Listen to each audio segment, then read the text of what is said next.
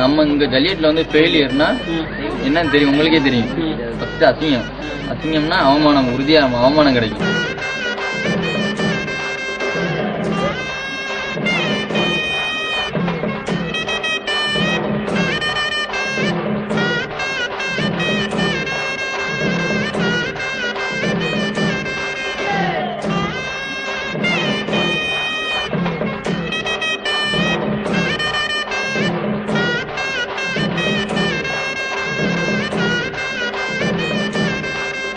வீரர்கள் சில விதிகளுக்கு உட்பட்டு அங்கே வாடிவாசலிலிருந்து வருகின்ற காளையை அடக்குவதற்கு அந்த வாடிவாசலிலிருந்து ஒரு 50 அடி தூரத்திற்குள் அந்த காளையை அடக்கிவிட வேண்டும். அதுவும் ஒருவரோ இருவரோ தான் அதை தொட வேண்டும். மேலும் கூட்டம் கூட்டமாக அதன் காளையின் மீது விடுவது என்பது விதிகளுக்கு மாறானது.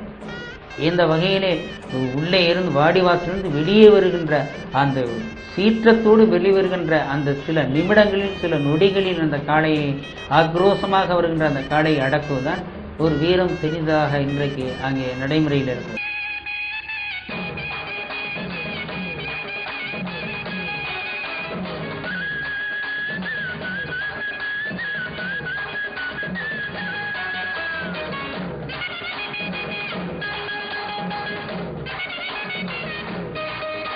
தைரியம்ன்றது எங்களுக்கு அந்த பாரம்பரியமா வர்றது வந்து தமிழனா பிறந்த ஒவ்வொருத்தருக்கும் தைரியம்ன்றது கண்டிப்பா இருக்கும்.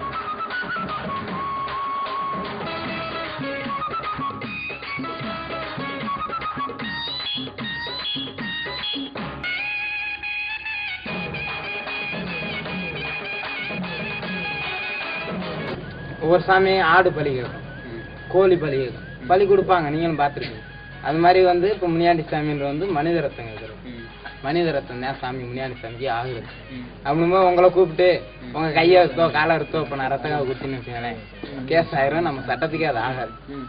அப்படின்னும் போது மனிதனோட ரத்தம் வேணும் அப்படின்னும் போது அது வழியா வருவானா, சரி மாடு ஜல்லிக்கட்டு மாடு வரும், மாட்டை பிடிப்பான். எப்ப இருந்தும் லேசா ஒருத்தன் தான் ஒருத்தன் காயம் முடியும். தாத்தா தான் சொல்லியிருக்காரு, எனக்கு ஒரே ஒரு வருஷம் நிப்பாட்டினாங்க, காலாரா வந்து பாதி பேர் இறந்துட்டாங்க, அதனால எப்பயுமே நிப்பாட்டுறது இல்லை அப்படின்ட்டு சொன்னார். அம்மா கூடிடும், ஊரங்கு கண்ணத்தம்மா விளையாடும், மணவாதி அம்மா விளையாடும், கால்ரா விளையாடும். நடத்துறேன் இது நடத்துறது ரொம்ப நல்லது.